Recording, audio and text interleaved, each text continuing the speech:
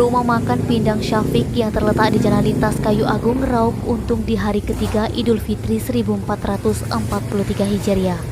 Pemilik rumah makan Syafiq mengungkapkan pengunjung datang selain makan langsung di tempat juga banyak bungkus bawa pulang. Kebanyakan pengunjung yang membeli ini berasal dari kota Palembang. Mereka pulang dari mudik di desa-desa di Kabupaten Oki. Untuk harga pindang ikan baung dan pindang tulang seporsi dijual Rp35.000. Untuk pindang ikan gabus dan ikan salai seporsi Rp30.000. Kebanyakan pengunjung pesan pindang ikan salai. Stok ikan sendiri menurut Syafiq memang menyiapkan lebih banyak.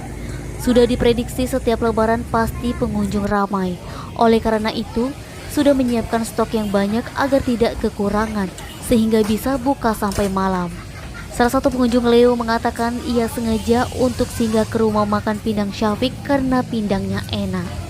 Niskia, Sumeko TV melaporkan.